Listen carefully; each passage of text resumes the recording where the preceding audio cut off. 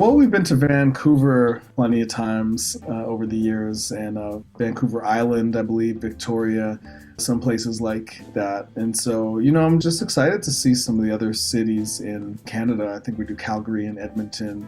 It's cool for me to be able to take our music around on the road and kind of meet people where they are. And every place has something different to offer culturally through the folks that are there, and also through the musicians especially. And to go and integrate in the community, we love to go to jam sessions afterwards and just spend time with good-hearted people. That's my expectation for Edmonton.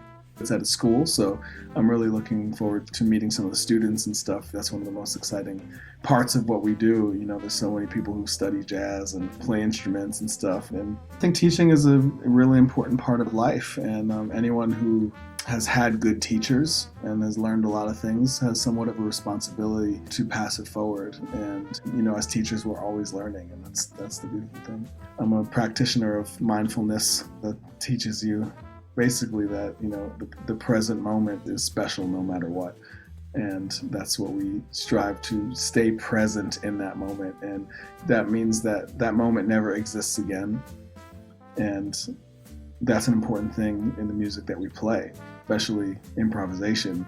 It'll never be the same way twice, and so many external factors affect how we play and how we communicate with one another, and what the audience is like. If they're screaming, we might give a little more back to them, and we start to feed each other. So it becomes this conversation, and even what the weather's like outside, what the instruments feel like, what the acoustics are like in the hall. All those things contribute to this moment, but ultimately it's about staying present with the musicians and with the audience, and just really being there in that moment, appreciating it for what it is, and being grateful for the time we have together.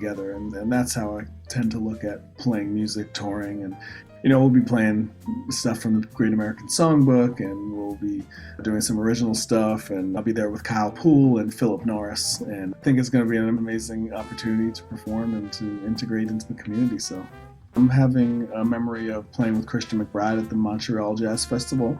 It must have been 5, 6, 7 years ago or something like that. I just joined his band, and we got on stage there, and the audience were just so appreciative. And I was, I'm on stage with this master, and just, it was a very freeing experience for me. I remember looking up at him, he's smiling, the guitar player Dan Wilson's smiling, and we're just kind of like all together in the pocket, really feeling it. And a lot of times people still remind me of that performance. Like one of those things where you never forget the energy in the room. That's the main thing that jazz is responsible for, is creating and curating an energy. And I think people may forget the notes that you played or the songs, but they'll never forget that energy that they felt.